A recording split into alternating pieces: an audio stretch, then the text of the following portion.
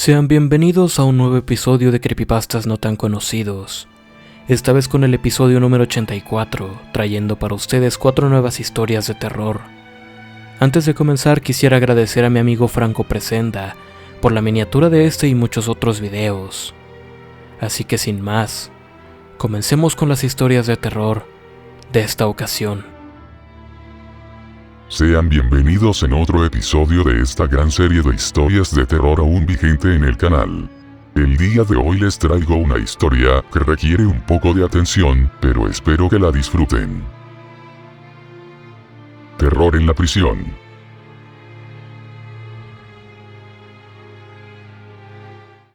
Antes una breve introducción. Cumplía una pena de 15 años en una prisión al sur de Arizona. Las razones por las que terminé en este lugar no son relevantes. En todo el tiempo que estuve allí sucedieron incontables acontecimientos que nadie pudo explicar, y muchos otros de los que nadie quiso saber. Todo empezó como una leyenda de la prisión. Supuestamente, algo extraño e inexplicable sucedió en el reclusorio. Cada mañana nos despertaban y teníamos que formarnos frente a nuestras celdas, mientras los guardias hacían una confirmación visual de nuestra presencia en el lugar. Cuentan que un año antes de que yo llegara, el suceso más brutal e inexplicable sucedió durante una de estas rutinas. Un recluso que habitaba solo en una de las celdas, se veía muy mal durante la revisión. Cuando el custodio llamó a otro compañero para que lo apoyara, se dieron cuenta que no era el prisionero que esperaban. Era una persona completamente diferente. Este sujeto llevaba la piel de otro hombre sobre él. Pobremente ajustado, el órgano lo cubría otorgándole una apariencia monstruosa. Pero, lo más aterrador fue que el tipo que portaba la piel no era el recluso. Se preguntaban cómo logró entrar a la prisión y a la celda. Lo peor fue que ni siquiera podían determinar de quién demonios se trataba. No llevaba ningún tipo de documentación y, para empeorar las cosas, jamás pudieron localizar el cadáver al que pertenecía la piel que vestía el desconocido. Sé que es una situación espeluznante. Y también sé que no encaja en la definición de un cambiapieles, como lo llaman en prisión. Tampoco ayudó mucho que este personaje jamás expresara una sola palabra. Esto fue lo que dio inicio a la superstición de los cambiapieles en el patio de la prisión.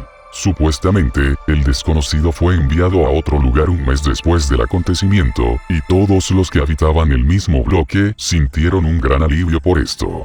La leyenda llegó a mis oídos el segundo día de mi estancia.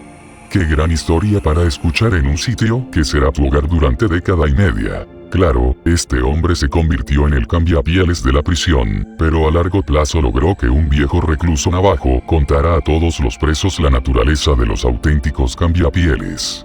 De hecho, parecía que gran parte de la cultura carcelaria giraba en torno a estas figuras míticas. Dicen que los cambiapieles son difíciles de identificar a primera vista, pero si logras sobrevivir a la presencia de uno durante un par de minutos, se vuelven fácilmente reconocibles por los gestos fuera de lugar. Son capaces de imitar el habla humana pero no replicarla. Sufren contracciones maniáticamente, y su forma de andar es antinatural. Supuestamente mejoran con la experiencia. José, el viejo navajo, aseguraba que había un cambiapieles viviendo en la prisión, seleccionándonos lentamente con el paso de los años. En cierto momento llegó a referirlo como el gran maestro cambiapieles. Supuestamente, imitaba el comportamiento humano tan bien que ni siquiera te habrías dado cuenta que se trataba de tu compañero de celda durante un día o dos. Un cambiapieles aprovecharía cualquier oportunidad para matar, pero este se dio cuenta que tenía un suministro constante de víctimas y, según José, esperaba su turno magistralmente. A muchos reclusos les parecía hilarante. Otros se ponían realmente nerviosos con el tema. Ocasionalmente, el encierro termina doblegando a las personas.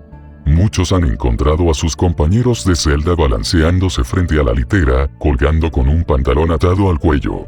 A veces, el encierro es insoportable. Sin embargo, en aquel bloque las personas solían desmoronarse de una manera muy distinta. No era durante un motín en la comida, o con un suicidio silencioso en la noche. Los compañeros simplemente dejaban de hablar. Se acurrucaban y daban vueltas en el mismo lugar. Cualquier interacción que se producía era, mayoritariamente, por la ventana. Se aislaban durante el tiempo de recreación y dejaban que el cabello le colgara frente al rostro. Nadie habla del tema. Creen que si lo hacen, serán los próximos. Yo pensaba lo mismo. No sabía si era obra del cambiapieles, o simplemente las personas se volvían locas. Y tampoco quería averiguarlo. No era una regla establecida, pero cada vez que un recluso se doblegaba de esta forma, no pasaban más de 15 días antes que fueran transferidos o enviados a Dios sabe dónde en total hermetismo. También estaban los sucesos nocturnos. Unas ráfagas de sonido breves y fuertes se hacían eco en aquel bloque cada hora de la noche de forma regular. Era una mezcla horrible entre los chillidos de un cerdo sacrificado y el chirrido de las uñas sobre una pizarra. Es otra cosa de la que nadie prefiere hablar. Pero lo más aterrador eran los pasos y las sombras. El bloque estaba precariamente iluminado por unas luces que colgaban del techo fuera de las celdas, y los reclusos estaban en penumbras. Yo mismo observaba regularmente esas sombras revoloteando sobre mis paredes cuando, definitivamente, no había custodios cerca. Cierta ocasión, ya casi para cumplir mi sentencia, desperté, miré a la pared del fondo y encontré la silueta de una persona parada en ese lugar. Al revisar, encontré a mi compañero de celda dormido y no había nadie fuera de mi celda. Y los pasos. Todos odiaban los malditos pasos. Era la parte más inquietante de las noches. A veces, con mucho menor frecuencia que las sombras, era posible escuchar pasos impíos y apresurados. El sonido se parecía al de unos pies mojados golpeando un suelo de baldosas. Lo que sea que los producía, se desplazaba de un extremo del bloque al otro en un instante. Sin lugar a dudas, aquello no era humano.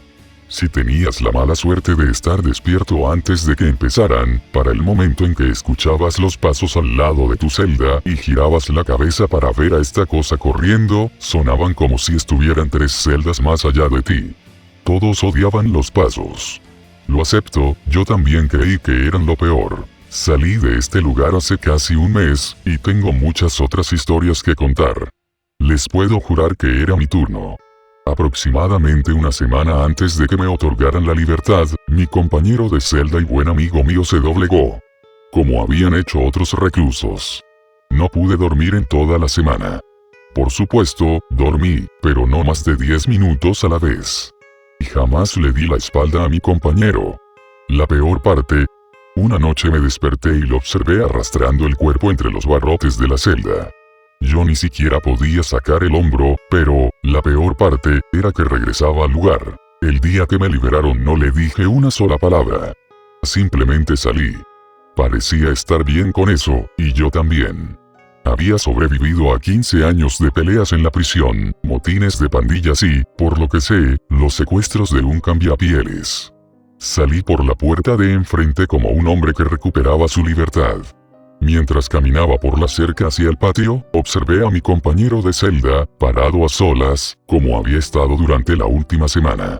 Negué con la cabeza, sin saber si se trataba realmente de él. Eché un último vistazo al patio, esta vez desde el otro lado. Aunque desearía no haberlo hecho. Allí, parado solo, al otro lado del patio, estaba José.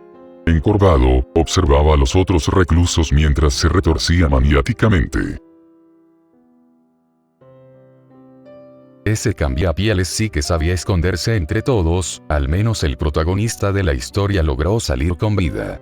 Mi historia tiene un final un poco inesperado, pero espero que logre ser de su agrado como en cada episodio. Compra inteligente.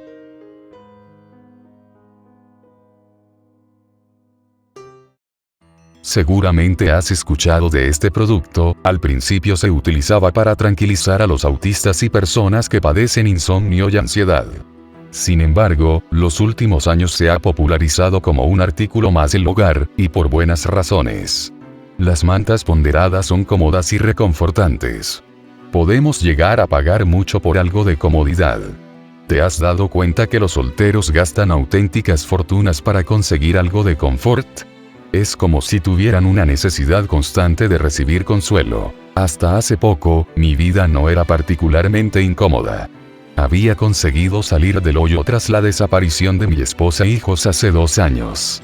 Rematé nuestra pequeña casa en los suburbios, alquilé un apartamento económico cerca de mi trabajo, asistí religiosamente a la terapia que me recomendó la policía y los trabajadores sociales y retomé mis actividades laborales.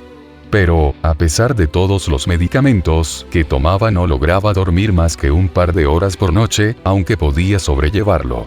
Lo peor había pasado. La pena y conmoción no pueden durar tanto. De cualquier forma, decidí comprar una. La ordené de Amazon en tamaño queen, como toda la ropa de cama, a pesar de que mi esposa ya no dormía a mi lado. Llegó a la puerta de mi casa exageradamente tarde, a pesar de la membresía y el envío al día siguiente que promocionan. Al menos llegó. Tampoco levanté una queja por el pésimo estado en que se encontraba tras ese largo viaje.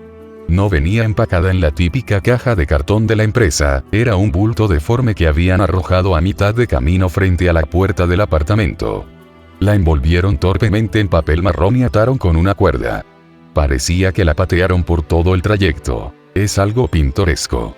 Rústico, dije, a nadie en particular, mientras la arrastraba a mi apartamento. Parece un obsequio de la abuela, como los que hacía en el rancho.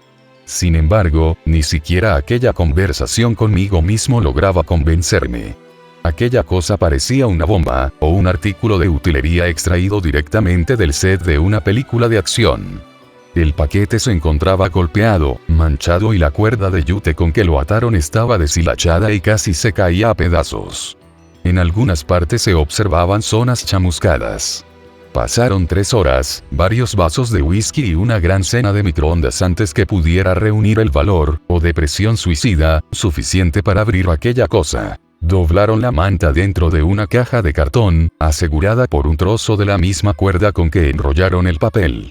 El empaque no me impresionó demasiado, pero la manta se veía en buen estado. Una prenda de microfibra azul acolchada y lujosa con costuras gruesas.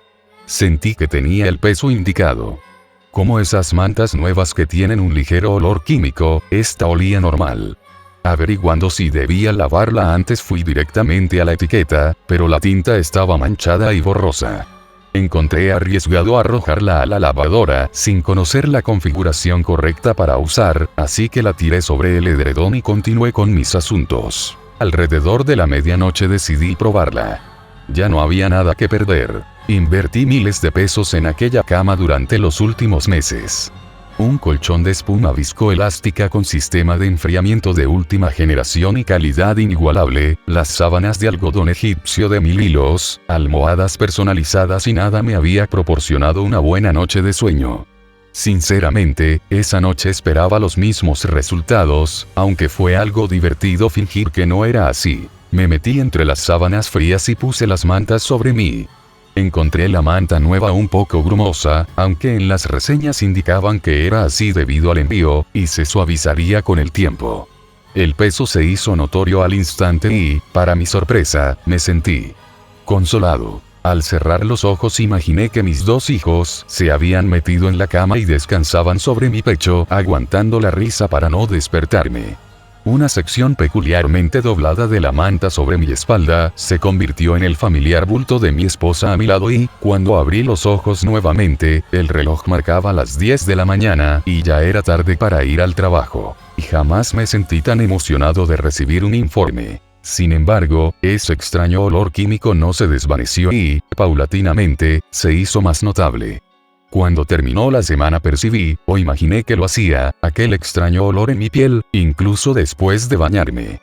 Al final del mes, me resultaba insoportable. Lo llevé a la tintorería, creyendo que el olor era producto de mi pereza por mi renovada relación con el sueño. Iba preparado para que aquella anciana coreana detrás del mostrador me juzgara por la peste. Había pensado en un montón de excusas. Exceso de trabajo o que la había olvidado dentro del automóvil todo el fin de semana con un montón de comida india, lo que había intensificado el olor. Pero ni siquiera pude poner pretextos. La mujer agitó un detector de metales de mano sobre la manta y dijo: relleno no aceptable. No puedo limpiarlo. Prueba rociándolo con Febrisi, lo venden en Amazon. Ni siquiera pude imaginar por qué el relleno de la manta no era aceptable, y se lo dije. Por supuesto que se había complicado por el envío, pero en Amazon especificaban que el relleno era polipropileno y en todas las reseñas recomendaban lavarla en seco. Metal. Dijo la anciana y luego me echó del establecimiento con 10 kilos de manta apestosa. Pasó otro mes de un sueño cómodo y hermoso antes de que fuera imposible vivir con el olor.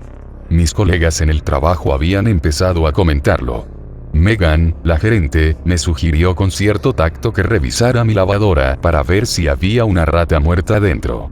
Esa fue la gota que derramó el vaso. Regresé a casa decidido a deshacerme de la manta y comprar una nueva. Pero, ¿sabes lo que pasa cuando todo tu mundo se derrumba y no hay nadie que te proporcione respuestas? Empiezas a aferrarte a las cosas. Te vuelves acaparador. No quieres perder esa comodidad que te proporcionan. Acudí a 6 tintorerías distintas hasta que encontré una en la que hablaban buen español, y finalmente me lo explicaron. Rellenan estas cosas con cuentas de cristal, dijo el encargado. Las fábricas donde se hacen esas cuentas ocasionalmente pierden algún tornillo o limaduras de metal en el lote, y todo permanece en la manta. Las máquinas de las fábricas, ¿sí me entiendes? Entonces, lo que puedes hacer es cortar un poco la costura y sacar las cuentas en un balde o dentro de la bañera. Llevas la manta a la lavadora, la cuelgas y una vez seca simplemente la vuelves a rellenar y coser. Le dije que no sabía coser. Puedes conseguir un embudo en Amazon por unos cuantos pesos, dijo encogiéndose de hombros de una forma particularmente apática, antes de regresar a un montón de calzones manchados. Hizo exactamente lo que recomendó. Demoraron una semana en enviarlo, algo muy estresante, pero coincidió con que el lunes era un día feriado, así que aproveché. Equipado con el embudo y un balde, tomé una esquina de la manta sobre la cama e hice un pequeño agujero en la costura. La expectativa era que las cuentas se derramaran en un flujo ruidoso tan pronto como dejara caer la esquina sobre el balde. Sin embargo, se escuchó un solo golpe fuerte cuando un bulto metálico impactó contra el plástico. Eché un vistazo y encontré un círculo dorado. Era un anillo de bodas con una huella dactilar grabada, así como una inscripción en el interior que no pude leer por un trozo de carne y hueso que la tapaba, aunque sabía lo que decía. Con amor hasta la gloria eterna. La huella dactilar grabada era mía. Mi mente se fue al abismo y perdí el control de mis piernas, por lo que tuve que sentarme pesadamente en el borde de mi cama. El movimiento desplazó la manta unos centímetros más, dejando escapar más relleno. Más que un flujo continuo, fue una especie de tirón, como si la manta vomitara trozos de carne y huesos secos. Como un barro que se aprieta, la manta expulsaba cosas horriblemente reconocibles que se precipitaban al balde. Los dientes de mi hijo mayor resonaron intensamente contra los costados, observé aquellos destellos plateados de las amalgamas en las cavidades que había provocado la enfermedad que heredó de su madre. Encontré un trozo de curita de Hello Kitty prácticamente blanqueado envolviendo un pequeño nudillo. Recordé que mi hija se había hecho un raspón mientras tocaba ruidosamente la puerta astillada en la habitación de su hermano, y lo maravilloso que fue verla sonreír entre lágrimas cuando observó ese curita especial que papá le puso en la herida. Durante los últimos 2 meses dormí bajo el peso de los trozos momificados de mi esposa y mis hijos. Aunque lo intentaron, la policía no logró rastrear el paquete. Las cámaras de seguridad en el complejo de apartamentos mostraron una camioneta marrón sin placas, arrojando el paquete directamente desde la ventana hasta la entrada de mi casa. No había nada que rastrear. Los abogados de la empresa donde adquirí el producto proporcionaron evidencia donde se probaba que habían empacado y enviado la manta correcta, debidamente empacada y etiquetada. Para ser justos, debo aclarar que me ofrecieron un reembolso inmediato en crédito de la tienda. Pero jamás volveré a comprar allí.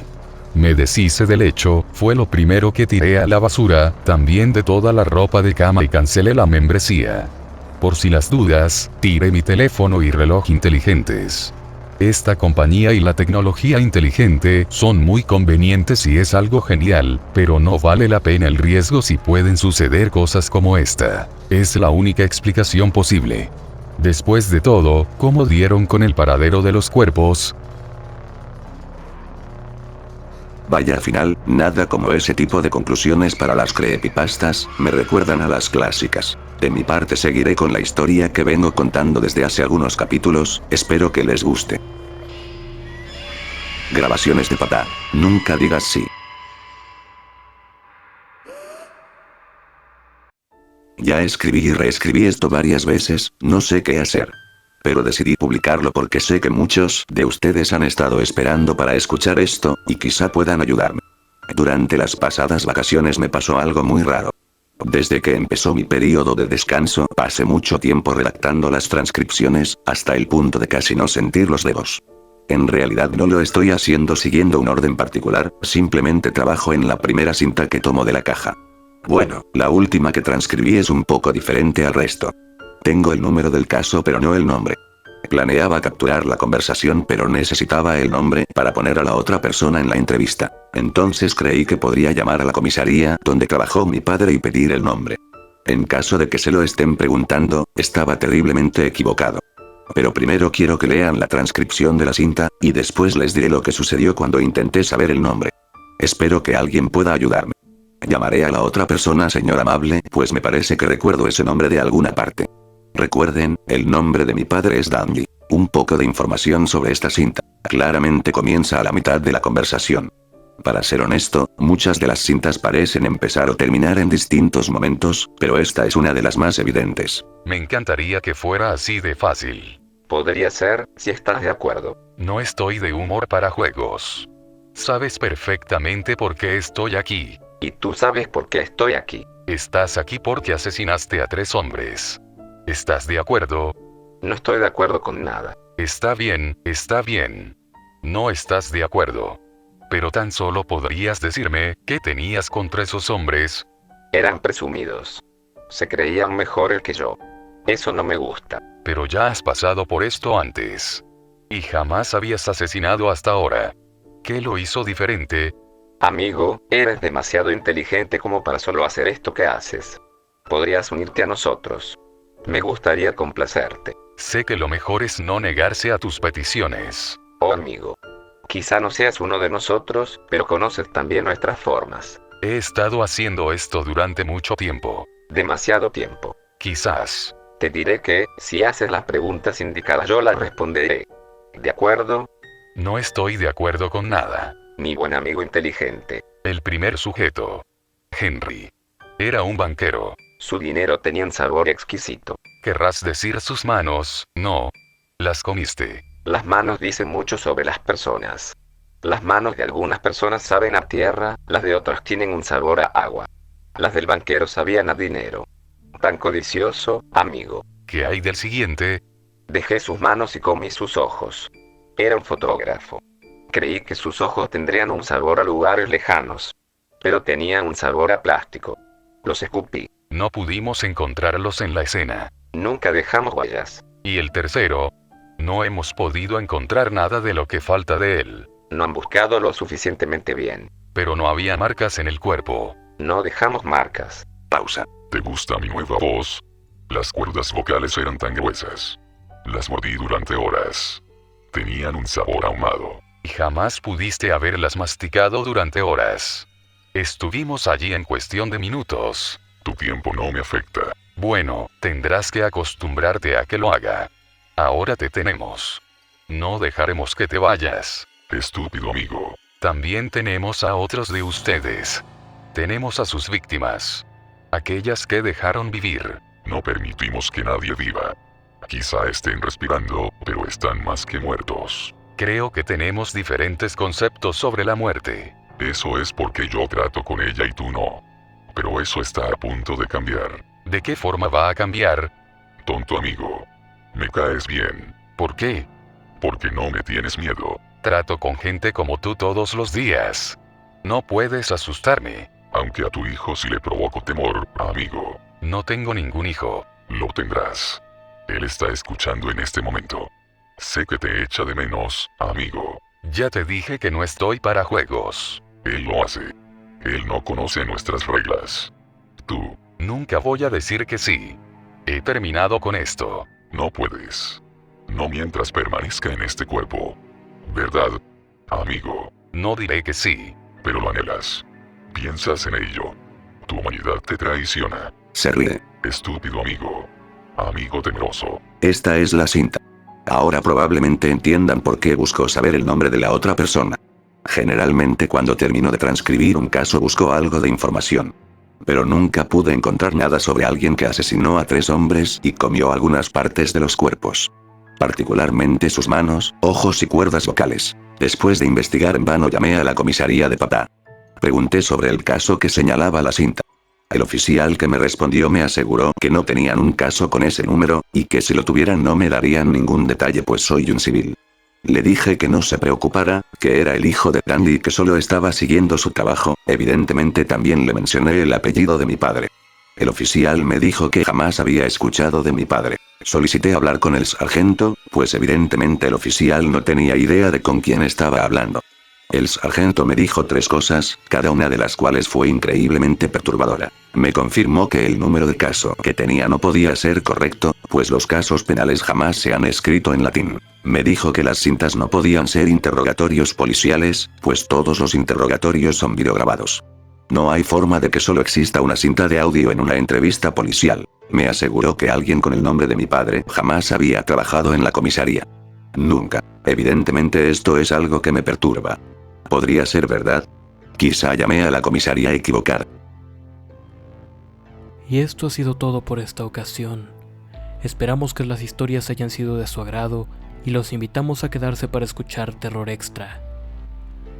Sin más, nosotros nos despedimos y nos veremos en el siguiente episodio de Creepypastas no tan conocidos. Y recuerda, hay cosas allá afuera que quieren hacerte daño, pero lo que está detrás de ti tampoco es muy amigable.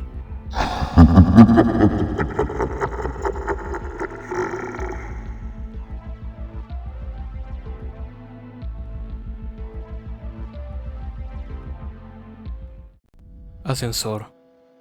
Una mujer enloquecida salió huyendo del ascensor cuando las puertas se abrieron.